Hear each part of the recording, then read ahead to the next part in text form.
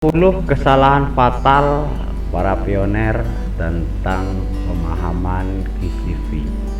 Apa saja? Yuk kita simak videonya sampai selesai. Jangan di skip agar tidak ada yang terlewati.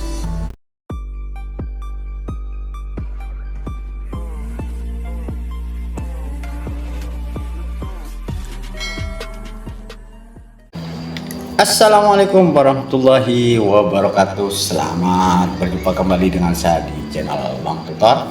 Di kesempatan kali ini Bang Tutor akan membahas sedikit tentang 10 kesalahan fatal pioner soal GCV.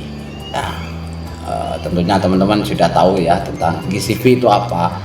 GCV adalah Global Consensus Value, yaitu harga pasar yang diinginkan oleh beberapa komunitas ya. Tapi di sini saya garis bawahi, tidak semua komunitas.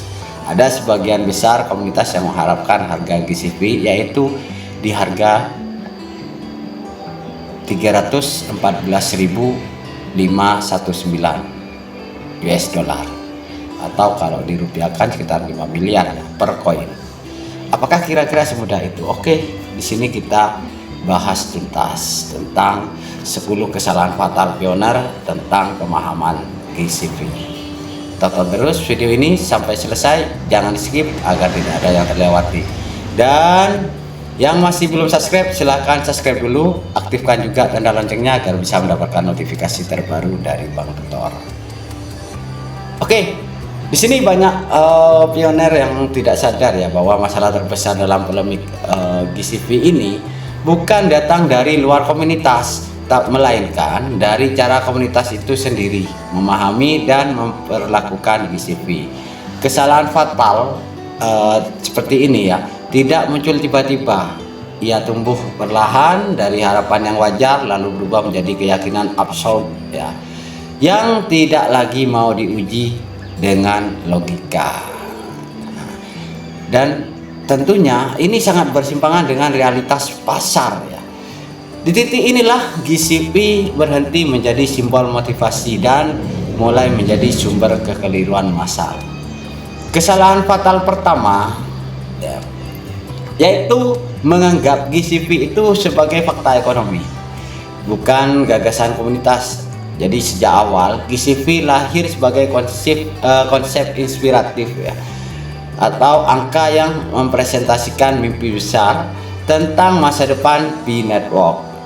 Namun di tangan banyak pioner, konsep ini berubah menjadi status harga yang harus berlaku.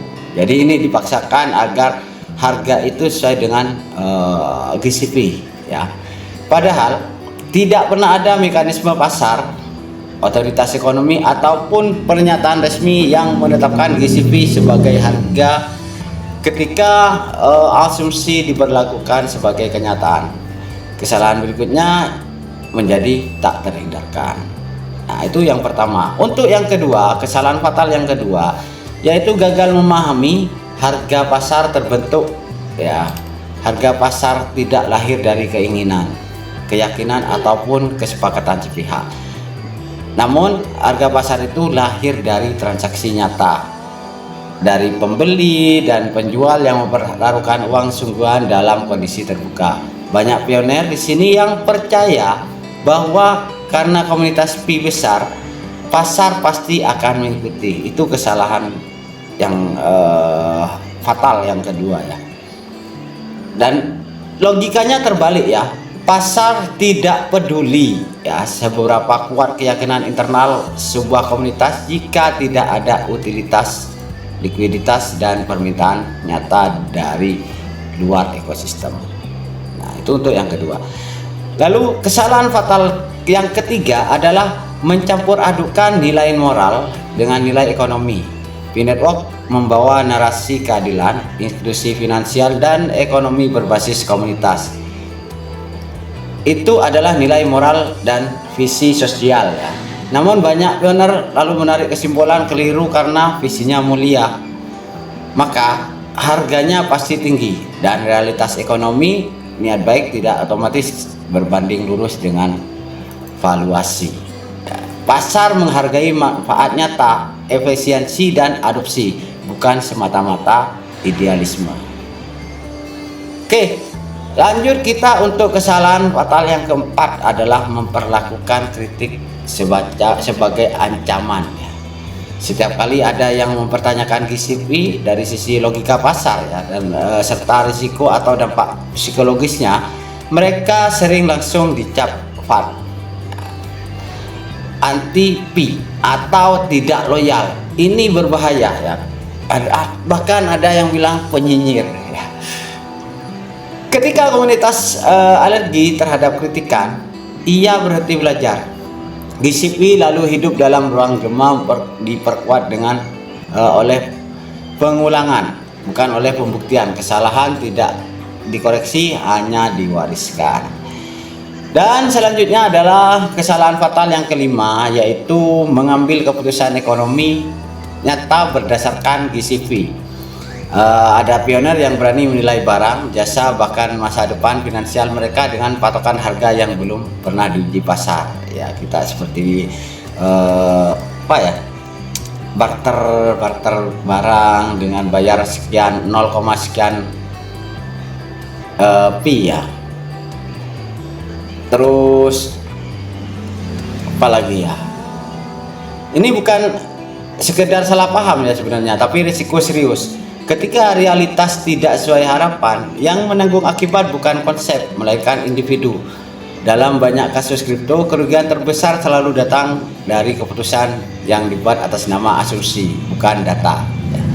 Lalu kesalahan fatal yang keenam, ini adalah menganggap waktu sebagai jaminan. Banyak pioner berkata bukan soal kalau, tapi kapan. Nah, seolah-olah GCP ini hanya menunggu waktu untuk diakui pasar, padahal waktu tidak menciptakan nilai dengan sendirinya. Tanpa utilitas yang tumbuh, tanpa ekosistem yang hidup, dan tanpa permintaan real, waktu justru bisa mengerus kepercayaan. Menunggu tanpa membangun adalah ilusi yang mahal. Jadi ya seperti itulah kenyataannya. Para sekte GCP ini akan terus menunggu karena sudah termakan keyakinan.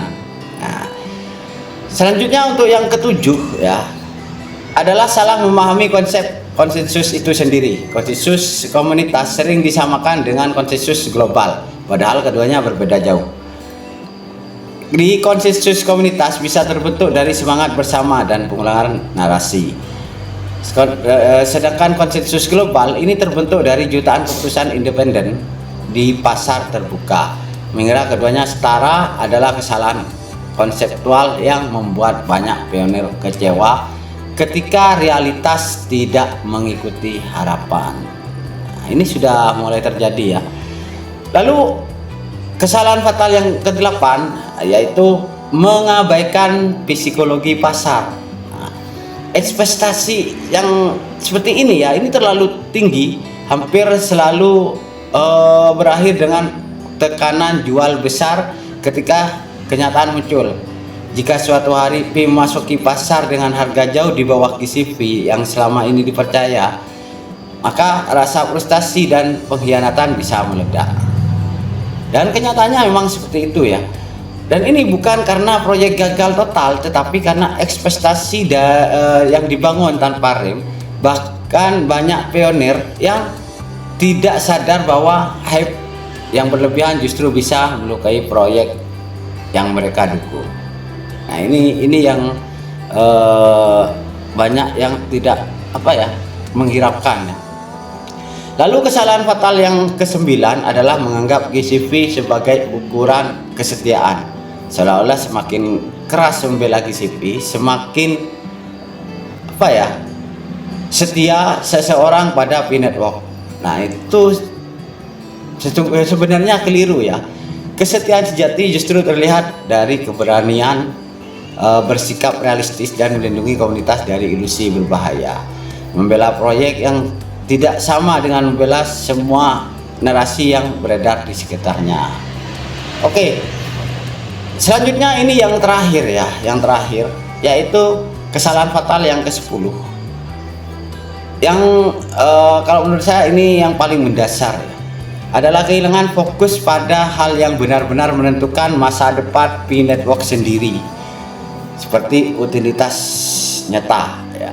Terus harga bukan tujuan melainkan hasil. Jika Pi digunakan, dibutuhkan dan memberi solusi nyata, pasar akan beri nilai dengan sendirinya.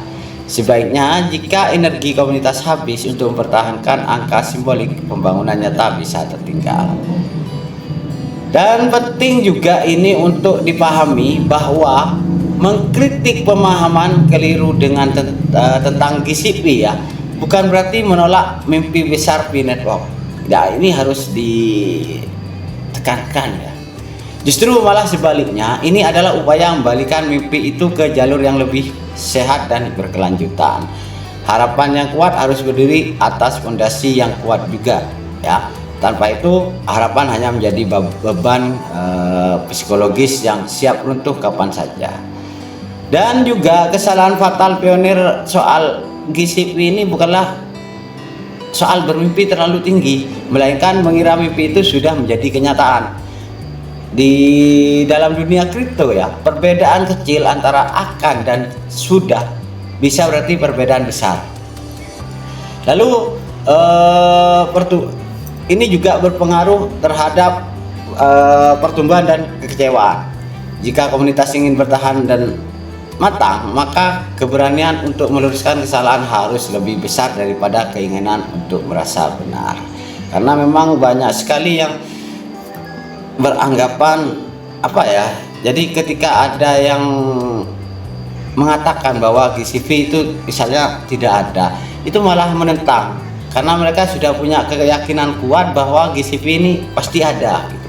Dan pada akhirnya GCP bisa tetap hidup sebagai simbol aspirasi, jadi tidak terbentuk ya, hanya sekedar aspirasi saja sebagai bahan bakar semangat komunitas, tapi ia tidak boleh diperlakukan sebagai harga pasar sebelum waktunya.